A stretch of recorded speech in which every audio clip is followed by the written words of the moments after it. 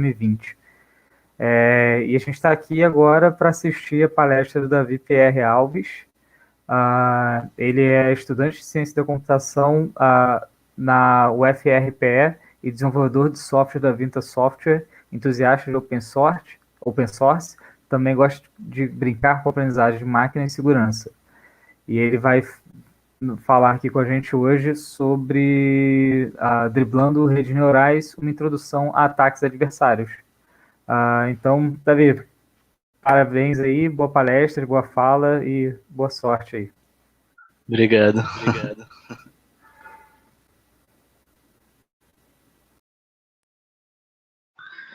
Então, o nome da minha palestra é Driblando Redes Neurais ou Tapeando Inteligência Artificial. São sinônimos. E é uma introdução a ataques adversários que eu vou explicar um pouquinho mais na frente o que são exatamente. Então, para me apresentar, meu nome é Davi, também conhecido como Davi. Sou estudante de ciência da computação lá na Rural daqui de Pernambuco, na UFRPE, como o Bernardo falou. Sou desenvolvedor na Vinta Software, que imagino que alguns de vocês já devem conhecer. E eu sou somente um curioso para aprendizagem de máquina e segurança, não sou nenhum tipo de especialista. Então, se eu falar alguma coisa errada, se eu falar alguma besteira, por favor, me corrijam. Eu vou estar muito feliz em aprender com vocês também. Então, acho que para começar, a gente podia começar falando um pouco de o que é uma inteligência artificial e como ela funciona, assim, só para dar o mesmo nível assim para a galera, para todo mundo começar no mesmo ponto de partida. Então, uma inteligência artificial é um algoritmo, um programa que ele recebe uma entrada, seja uma imagem, seja um texto, seja o que for, e ele vai tentar extrair as características dessa entrada e aprender e o que caracteriza aquela coisa que você está passando. No caso, se for uma imagem, ele vai aprender o que caracteriza aquilo que está sendo passado na imagem, por exemplo, um cachorro. E quanto mais a gente vai passando outras imagens, ele vai aprendendo a generalizar o que é um cachorro, dadas as características de um cachorro que ele recebe. E a partir disso ele consegue colocar tudo num negócio chamado espaço latente, que é mais ou menos um gráfico, um plano, não sei explicar direito, um plano, acho que se encaixa melhor, que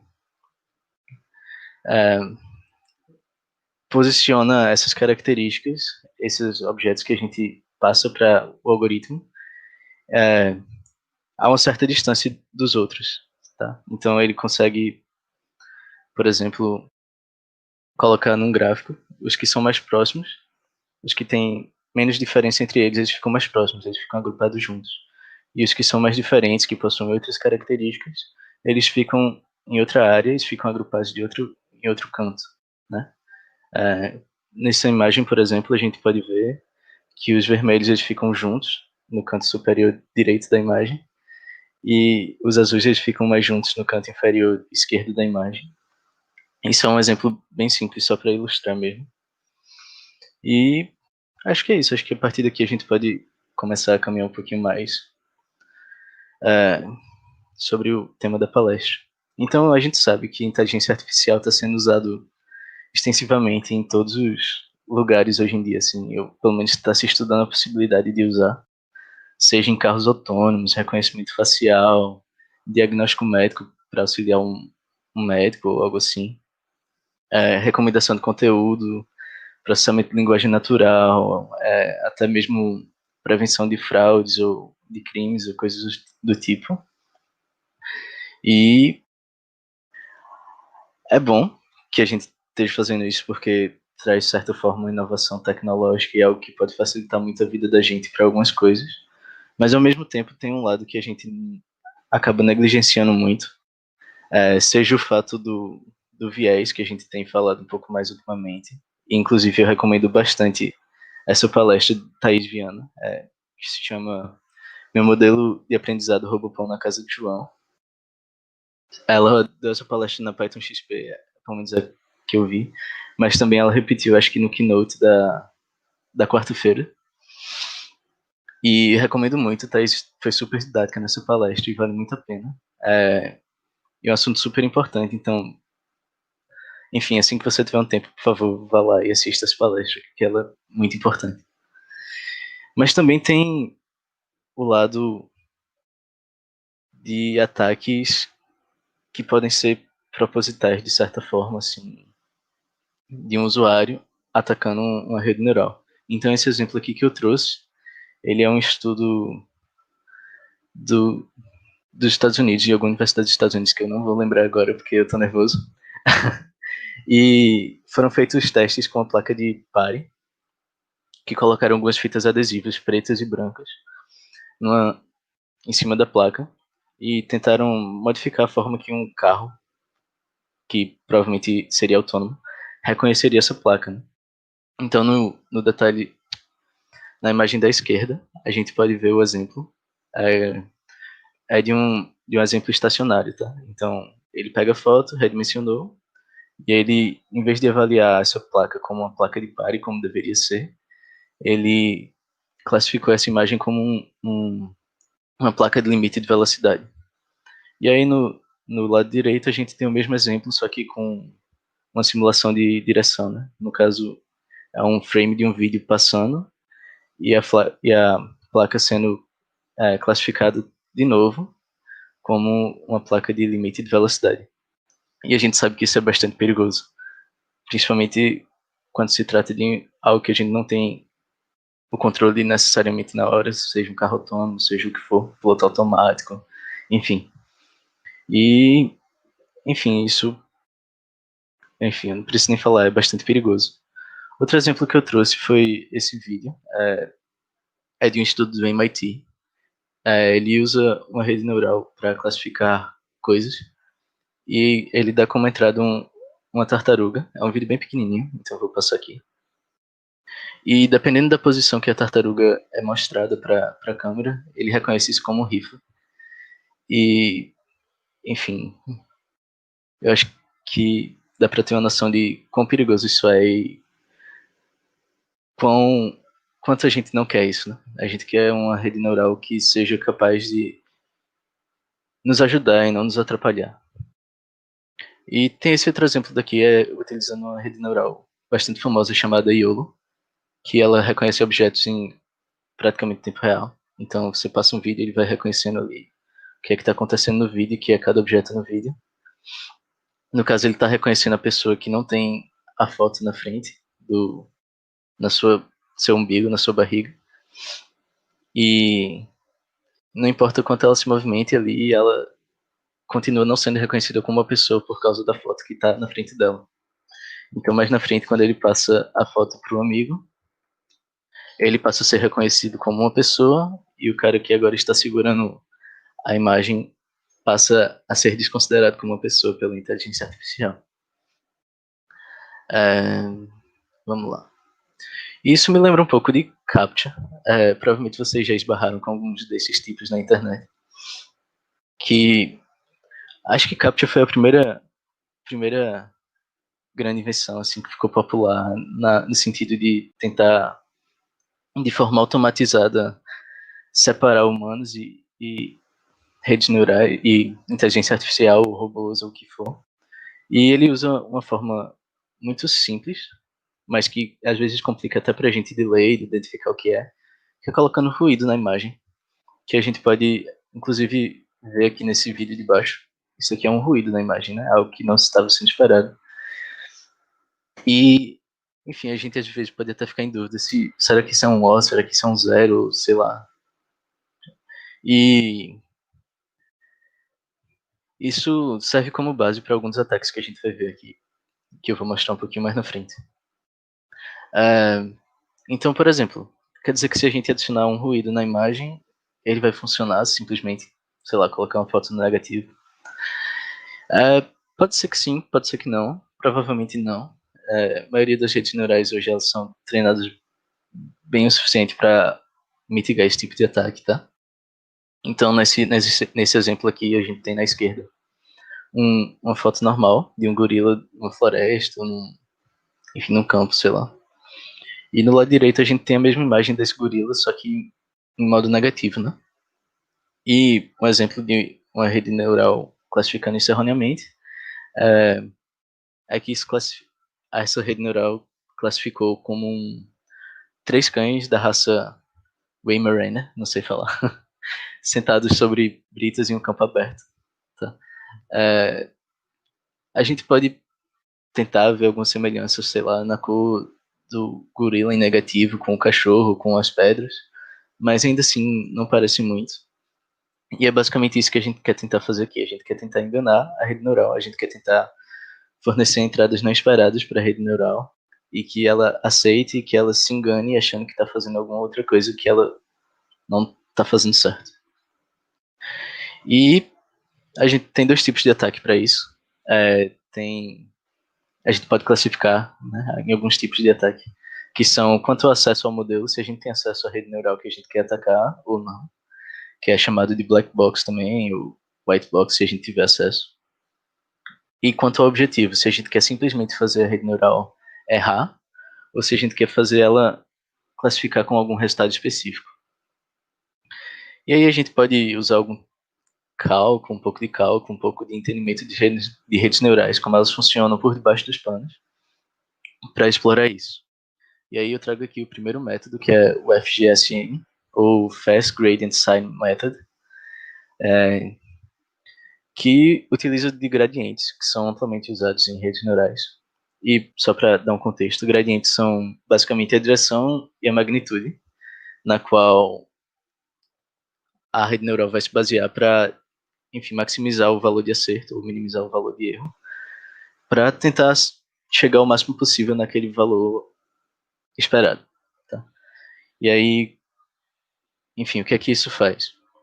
Aqui está só um exemplo, eu não vou entrar muito em detalhes, nem muito em como isso funciona, cálculos, derivados disso e tal, mas é de certa forma simples. A gente vai pegar a entrada da imagem que a gente quer e o modelo, e aí a gente vai calcular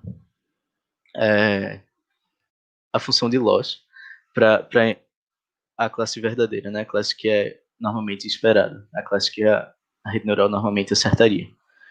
E aí a gente vai pegar isso e vai calcular o gradiente desse valor e vai modificar esse gradiente. Então, o que a gente está fazendo é basicamente pegando a classe esperada e está alterando essa direção e essa magnitude que essa rede neural se moveria para chegar no resultado adequado e está alterando isso, está, enfim, negativando, colocando, diminuindo o valor que a rede neural vai se modificar, se ajustar. E isso faz com que ela tenha um resultado diferente do esperado. Porque a gente vai pegar justamente esse valor que essa rede neural teria como base do que é um cachorro, no caso, se for o exemplo que a gente quer, vai pegar as características disso e vai adicionar como ruído na imagem que a gente vai passar como entrada. E aí, só para mostrar um exemplo, para ficar didático, porque essa explicação é meio vaga, assim, quando a gente não mostra código de fato, não mostra funcionando parte por parte. Tem aqui na esquerda a imagem de um catavento, tá? A rede neural classificou, certo, como catavento. E aí no meio, provavelmente vocês conseguem ver, dependendo da resolução que vocês estão vendo agora o vídeo, mas tem algum chuvisco, algum tipo de ruído na imagem do meio, é preta com alguns pontinhos coloridos. E essa é justamente a diferença, essa é justamente a característica que a gente pegou da nossa função lá de loss e vai aplicar isso em cima dessa foto do catavento. E na imagem direita é justamente a foto junto com o ruído. De novo, dependendo da resolução que vocês estão vendo, vocês provavelmente vão conseguir ver esse ruído. É bem visível, é bem indiscreto.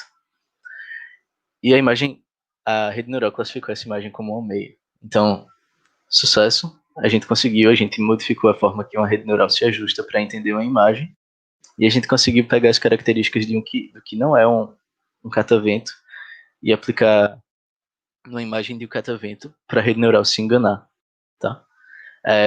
Mas esse método ele é simples, ele é bom e tudo, ele funciona algumas vezes, mas nem sempre. Esse exemplo aqui, por exemplo, é de um mastro. Vocês estão vendo um mastro na esquerda de alguma festa, provavelmente na Europa. E a gente fez o mesmo procedimento, adicionou o ruído, que está na imagem do meio, que está bem visível, vocês conseguem ver, provavelmente. E, e adicionou na foto e passou para a imagem da direita. A imagem da direita é a foto com o ruído já. E a rede neural acertou. Ela disse que são mastros de fato. E é um método bom, ele funciona às vezes, mas como eu disse, ele não é exatamente confiável. E para isso surgiu esse método, que é o chamado Projected Gradient Descent, ou IFGSM. Ele significa que ele é iterativo, ou seja, ele é exatamente a mesma coisa, só que ele vai fazer o mesmo procedimento várias vezes, sabe? Ele vai entrar num loop e vai aplicar aquele ruído várias vezes. Vai calcular aquele ruído várias vezes, desculpa. Então, por exemplo, aqui a gente tem a foto de um babuíno na esquerda.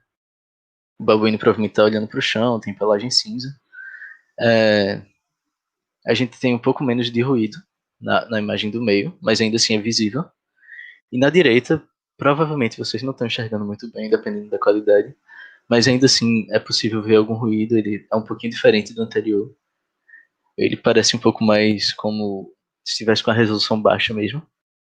E ele calcula que esse babuíno, na verdade, é um gato egípcio, tá? Então, esse método ele é um pouco mais eficiente, ele é basicamente a mesma coisa, só que iterado. Então, ele garante um pouco mais de confiança nesse sentido. Outro exemplo com a imagem do babuíno, só para vocês verem, é, é em outra situação, outra posição. E aí a gente faz o mesmo procedimento. A imagem do babuíno na esquerda normal, como ela deveria ser, a imagem no meio do ruído, e a imagem da direita com o ruído aplicado à imagem. E a gente tem um sagui, ou sonim, dependendo de onde você está no Brasil, ou um macaco esquilo, como classificado. Então ele é um pouco mais confiável nesse sentido, tá? Justamente porque ele é iterativo. Mas se a gente quiser, por exemplo, classificar uma imagem de forma errada, se a gente quiser fazer um ataque para alcançar um tipo de classificação que eu quero, né, que eu tenho como objetivo. E aí a gente vai usar o mesmo método de antes, só que dessa vez ele é um targeted, e ele funciona basicamente do mesmo jeito. A diferença é que a gente vai passar agora como um parâmetro para o nosso algoritmo de ataque a classe verdadeira, a classe falsa que a gente quer, a classe objetivo da gente. E a gente vai fazer o cálculo baseado nessa classe que a gente quer como verdade, tá? Que a rede neural classifica a gente erroneamente. Então, por exemplo, eu passo a imagem do cachorro, que é a imagem que eu vou adulterar, eu passo o modelo da gente, e eu passo a classe, sei lá, cadeira, tá? E aí todo o cálculo que a gente vai fazer a partir de agora vai ser em relação à cadeira. Por quê? Porque a gente quer pegar as características de uma cadeira para essa rede neural e quer maximizar o valor dessas características e aplicar a imagem que a gente vai passar como entrada. De forma bem resumida, é isso. Mas ainda assim não é muito complexo. Então, por exemplo, se eu quiser pegar aquela mesma imagem de um babuíno e pedir para a rede neural classificar aquilo como um colar cervical, é isso que vai acontecer. Nesse exemplo, por exemplo, a gente tem aquela mesma imagem do exemplo anterior, o babuíno, tem o ruído no meio, que provavelmente vocês também conseguem ver dependendo da resolução. E na direita, a gente tem o resultado da máquina neural classificando isso como um colar cervical.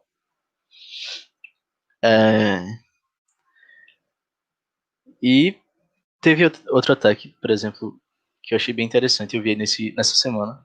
Meu irmão acabou mandando um artigo, eu li, achei interessante. E eu resolvi trazer porque, apesar de não ser diretamente um ataque às redes neurais, mas impacta diretamente, que é um ataque de redimensionamento de imagens. Então, como é que funciona? Deixa eu ver se eu consigo mostrar para vocês. Pronto, vocês estão vendo o GIF. A gente basicamente vai esconder uma imagem em uma resolução maior, desculpa, a gente vai esconder uma imagem de uma resolução menor, que é a imagem que a gente quer, que é a rede neural, que nossa inteligência artificial processe, classifique, e vai esconder embaixo de uma imagem maior, de uma imagem de uma resolução maior, de uma imagem que a gente vai passar de fato como entrada. Então, o resultado fica assim, a imagem original e a imagem com a foto menor escondida, no caso o Husky está escondido aqui nessa imagem. Eu não sei se vocês conseguem ver o ruído, porque ele é bem discreto, mas se vocês acessarem esse slide depois ou algo do tipo, ele tem alguns pontilhados pretos em toda a imagem. E o que é que a gente vai explorar nesse ataque? A gente vai explorar basicamente a forma que que o pré-processamento ele redimensiona a imagem, tá? Então, por exemplo, muita gente usou o OpenCV para redimensionar imagens para seus algoritmos, seus modelos de inteligência artificial. E a forma padrão que o OpenCV funciona, ele, quando redimensiona essa imagem maior que a gente tem, para a imagem, se não me engano, esse exemplo é 128 por 128, ele vai redimensionar para essa imagem que está escondida. Então, apesar da entrada ter sido essa imagem da praça aqui, que tem um laguinho na frente e tudo mais, quando ele redimensionar, na verdade vai estar sendo processado um husky siberiano, a foto do husky siberiano. Então, uma forma de mitigar isso para quem usou o OpenCV, por exemplo, é usar o método de interpolation. Eu acho que isso resolve. Quem quiser mais detalhes e tal, tem esse GitHub é do cara que fez um paper sobre isso, fez um artigo sobre isso. Vocês podem ir lá, se não me engano, esse exemplo tá lá. E tem essa postagem também nesse site sobre que é de um analista de segurança, que inclusive eu vou recomendar depois, que ele explica melhor como ele fez esse exemplo aqui específico do Husky. E é bem legal, é bem simples de fazer. Se vocês tiverem curiosidade, dê uma olhada lá. E chegou o último e meu método, acho que favorito, que é o DeepFull.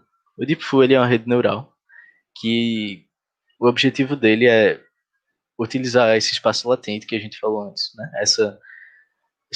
Esse agrupamento de objetos que a gente passou para a rede neural, que é o que a rede neural usa para se basear em classificar alguma coisa. E ele usa isso como exatamente? Ele vai pegar a classe verdadeira e ela vai tentar buscar a característica mais próxima do grupo mais próximo e aplicar na imagem que a gente quer adulterar. E por que o grupo mais próximo? Porque ele usa esse espaço latente. Porque o objetivo do DeepFull é tentar adulterar a imagem com o mínimo de ruído possível. Vocês vão ver aqui no exemplo que eu vou mostrar daqui a pouco. Então, ele quer transformar a imagem o mínimo possível, ele quer ser o menos intrusivo possível nessa imagem, para que o ataque passe despercebido, para que ninguém possa notar esse tipo de ruído. E é isso, é bem legal. E aqui, só trazendo um exemplo para vocês, a gente tem na esquerda uma foto de um canhão, que a rede neural classificou como um canhão. E no meio vocês provavelmente estão vendo um bloco preto, uma imagem preta. E não é porque a resolução de vocês está baixa nem nada, porque a imagem realmente parece estar preta, mas esse é o ruído. E quando a gente adiciona esse tipo de ruído à imagem, a rede neural passa a classificar isso como um projetor. Então, enfim, é uma rede neural legal, dá para se estudar. Se não me engano, ela é código aberto também. Tá no GitHub, então se você tiver curiosidade, dá uma olhada lá. E acho que a parte mais importante é como proteger meus modelos desse tipo de ataque. Né? Então, a gente viu alguns tipos de ataque aqui. E aí a gente começa a se preocupar um pouco, tá? Mas tem um bocado de coisa que usa inteligência artificial hoje em dia. E como é que eu posso proteger, assim, quando eu quiser treinar meu modelo, quando eu quiser, enfim, fazer brincar com inteligência artificial, como é que eu posso garantir que eu não estou sendo atacado dessa forma? Não sei se tem como garantir que a gente não vai ser atacado dessa forma, mas tem como a gente mitigar alguns tipos de ataques.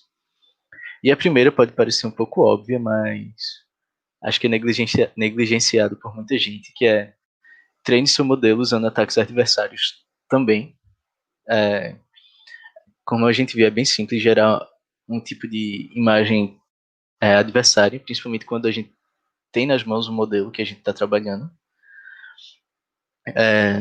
Então, quando você estiver treinando sua rede neural, seu algoritmo de inteligência artificial, você pode simplesmente gerar algumas imagens adversárias dessa e treinar seu algoritmo. Uma coisa que você não quer fazer também é treinar seu algoritmo só ou majoritariamente com imagens adversárias, porque senão sua rede neural vai falhar em fazer o que ela deveria fazer comumente, né? Que é classificar imagens comuns, normais, sem nenhum tipo de perturbação. E aí a gente não pode usar a regra como... A gente não pode fazer da exceção à regra. E outra forma de mitigar isso também é redimensionar a imagem aleatoriamente e colocar um padding cobrindo o quanto da imagem foi redimensionado, né? Então, se eu tenho uma imagem que originalmente ela é, sei lá, 150 por 150 e eu redimensionar para 100, 100 por 100, toda essa parte dos 50 vai ser preenchida com padding. Eu não sei explicar exatamente por que isso funciona com detalhes assim, mas eu imagino que é porque quando a gente redimensiona a imagem, o algoritmo vai olhar para pontos diferentes, pixels diferentes na imagem, para poder classificar corretamente e tudo mais. E é isso. Uma coisa que eu esqueci de falar também, eu trouxe... Meus exemplos foram imagens porque eles são bem visíveis, eles são bem didáticos, e é fácil de ver, é fácil de enxergar o ruído, e fácil de enxergar quando não dá para ver o ruído também. Mas esses ataques podem acontecer em praticamente qualquer tipo de entrada, tá? Seja som. Tem um trabalho, acho que do Nicholas Carlin, que ele demonstra o uso de um ataque desse para ativar o assistente virtual do celular de alguém. Então, o ruído é estranho, parece um estrondo, enfim, um negócio meio feio, assim, que não dá para entender, mas o celular vai entender como se estivesse falando Oi, Google, por exemplo, tá? Então, é bem interessante. Algumas referências que eu vou trazer para vocês aqui, para vocês estudarem mais, se tiverem algum tipo de curiosidade ou algo do tipo. Enfim, quiserem ou proteger suas redes neurais ou estudar um pouco mais de segurança nesse sentido. O primeiro é esse post, desse cara chamado Arunava. É um post bem completo, eu tirei a maioria dos exemplos de lá. Ele vai muito mais a fundo do que eu posso ir aqui nessa palestra e tal, e vale muito a pena de ler. É em inglês, infelizmente, não existe muito esse tipo de conteúdo em português ainda. Tem esses outras pessoas que são referências na área, que é o Ian Goodfellow. A maioria dos métodos que a gente viu aqui, ele estava envolvido de alguma forma no trabalho, na pesquisa deles. E tem o Nicholas Carlin, que também ele tem algumas palestras e alguns artigos na área. Super interessantes, vale a pena ler também. Tem esse artigo aqui super massa, que é chamado Exemplos adversários não são bugs, eles são features, que ele traz uma visão um pouco diferente sobre isso e como a gente deveria encarar isso, não como bugs, mas como algo que a gente tem que estar ligado, não exatamente o comportamento inesperado de uma rede neural. E por último, o artigo que eu falei, que eu tirei o exemplo do redimensionamento de imagens, é desse analista de segurança chamado Johan, que ele faz uma série de posts sobre aprendizagem de máquina e o pipeline disso, e que tipos de ataque a gente pode explorar em redes neurais, inteligência artificial e tudo isso. E é isso. Dúvidas, sugestões, sentimentos, estou aberto. Eu provavelmente vou responder vocês no Discord se tiver alguma coisa ou se tiver tempo para dúvidas. Essas são minhas redes sociais e é isso.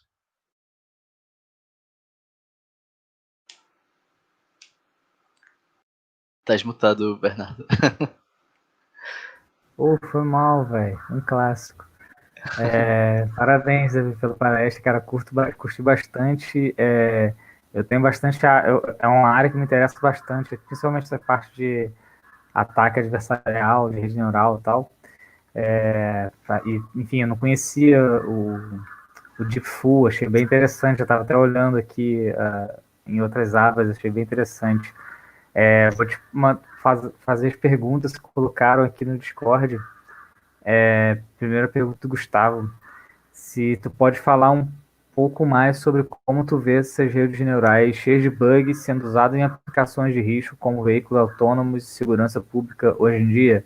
Você mencionou isso na sua apresentação, mas elabora um pouco sobre. Então, é complicado falar porque tem muita coisa relacionada, né? Acho que a palestra de Thaís vai ser um bom ponto para começar sobre isso, sobre o debate ético de uso de algoritmos ou inteligência artificial para coisas de risco ou para, enfim, para julgar alguma coisa que seja, enfim, arriscado de certa forma, porque muitas vezes a gente, enfim, treina e treina certo, sem se ligar, mas tem o nosso viés também como pessoas, nós carregamos vieses, carregamos preconceitos, carregamos tudo isso. E não necessariamente é um bug, mas é simplesmente a forma que foi feito. E justamente esses ataques também, eles não são exatamente um bug. É uma forma como a rede neural funciona, sabe? Total, total. E uma pergunta que eu coloquei lá no canal, para não esquecer, enfim, eu fico muito curioso sobre essa coisa de como o ruído, como esse tipo de ataque não. É pergunta de leigo, tá? Se isso pode viabilizar enfim, se tem alguma chance de usar esse ruído para criptografar a imagem, falando em termos de perspectiva de computação visual, assim, tipo, nós humanos vamos poder ver, enfim, não estou querendo criptografar para que nós não consigamos ver, mas criptografar para que as diversas redes neurais não possam operar em cima da imagem, e já pegando um gancho, se para termos isso, isso teria que ser feito para cada implementação de rede neural ou se teria um ruído, sei lá, magnânimo que, enfim, desse para usar só eles, sei lá. É complicado falar porque cada rede neural funciona de certa forma diferente, né? Tem parâmetros diferentes pela forma que ela foi treinada, pelas imagens que ela foi alimentada e tudo mais. Mas eu não acho que tenha. Eu também não sei dizer com certeza, mas eu não acho que tenha, por exemplo, um ruído mor, assim, a não ser que seja um ruído que distorça a imagem completamente, sabe? Por exemplo, vai distorcer a imagem vai deixar de ser aquilo que ela é, então eu acho que não faz tanto sentido assim. Então eu acho que a gente pode usar a Deepful, por exemplo, que tem o mínimo de intrusão possível nesse sentido, assim, que vai manter a característica das imagens, mas, por exemplo, todos os ataques que eu apresentei aqui, acho que a maioria pelo menos, eles usam o próprio modelo que a gente quer atacar como entrada, então é um pouco É, difícil. isso que eu ia te fazer uma pergunta também. Enfim, se o tempo estiver acabando, é isso, esse assunto realmente me interessa, então eu vou ficar conversando aqui. Isso era uma pergunta que eu ia te falar também. Se o Deepful ele tem que saber qual é o modelo de destino, né? Ou pelo menos qual o modelo que está sendo usado, qual a rede neural, perdão, que está sendo usada para processar aquela imagem, né? Ele não consegue gerar uma que sirva para todo mundo, para as duas, né? Tipo, para o YOLO e para alguma outra. É difícil, pode ser que funcione, pode ser que não funcione. É meio incógnita porque a rede neural em si é uma incógnita, né? Enfim, depende, ela tem diversos parâmetros diferentes e tudo mais, enfim. E aí pode ser que em uma rede neural ela classifique como, sei lá, um cachorro como uma fralda, ou um cachorro como bicicleta, em outra classifique como um carro, e em outra classifique certo. É, depende muito, principalmente a Deepful, porque ela utiliza características dos grupos que estão próximos ali para criar esse tipo de ruído, né? Sim, total. E também, enfim, só perguntar também. Estou conversando aqui, tem 10 minutos e, cara, esse assunto realmente me interessa. Uma vez eu fiz um experimento, cara, de que eu peguei o Google Translate, eu consegui influir algum ruído, não no código, não de quebrar nem nada, mas consegui chegar em resultados muito estranhos, fazendo uma cadeia de traduções. Eu fiz esse projeto junto com uma galera da USP e tal.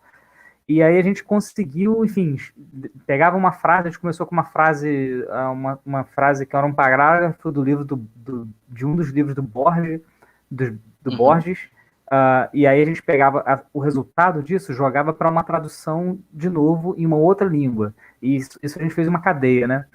E aí no final o resultado que chega é assim, absurdo, assim. A parada desvirtua completamente, enfim. Eu acabei não trazendo. Eita, desculpa, falei. pode falar. Não, falei. Não, fala aí. Porque eu acabei não trazendo alguns exemplos de ataques black box, mas um caso que ficou bem famoso foi o do cara que colocou 99 celulares no carrinho e causou trânsito no Google Maps. Não sei se tu lembra desse. Tô ligado nesse ataque.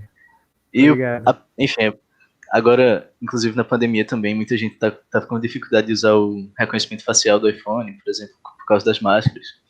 Isso é um tipo de ruído também que pode ser usado, por exemplo, né? em ataques black box, em protestos, enfim, no que for. Não sei se você já chegou a ver esse tipo de conteúdo, mas hoje em dia já tem alguns vídeos no YouTube ensinando maquiagem anti-detecção, né? De que você força, você coloca um ruído na sua própria cara para não ser identificado e por aí vai. A distopia tá chegando aí um passinho de cada vez. Mas aí eu tava, enfim, só retomando aqui o que eu tava para te perguntar, se teria como, de alguma forma, eu não sei muito bem como essas redes neurais funcionam e tal, mas teria, de alguma forma, como influenciar ruído nessas redes através do estresse, de estressar resultado nela. Tem, inclusive, uma curiosidade, assim, tu que gosta de arte, de brincar com programação criativa e tal, é um método bem parecido com aquele Deep Dream que a gente vê por aí. A gente pega, enfim, de forma bem resumida como é que funciona o Deep Dream, ele pega a imagem do cachorro e ele vai tentando iterativamente fazer aquele cachorro mais cachorro possível, né? E fica aquele negócio... potencializar o objetivo, ele potencializa o que ele foi instruído, né? O algoritmo... Isso. Que foi instruído, sim.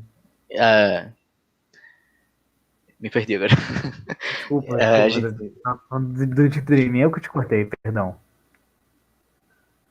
Não, mas, enfim, a gente pega esses valores, por exemplo, e a gente passa iterativamente eles, assim, e passa na rede neural várias vezes. Por exemplo, se a gente pegar aquele Face App e colocar ele diversas vezes, assim, pegar a entrada dele, tirar um print screen, passar a entrada dele como... Provavelmente vai ser um negócio bem feio, vai ser um negócio horrível. Eu não sei exatamente se é o que a gente quer, porque vai estar modificando a imagem cada vez, né? Mas funciona, vai provavelmente endoidar a rede neural, ela não vai estar preparada para isso. Sim. Esse é o tipo de coisa que também tem muito interesse, assim. Mas massa, cara. Pô, novamente, parabéns pela palestra. Quer dar algum recado final que não tem mais nenhuma pergunta aqui no canal? Não, acho que só agradecer ao pessoal da Python Brasil. O evento foi massa, tá acabando, mas foi massa. A Isabela, que ficou aqui na infraestrutura, se garantiu. E é isso.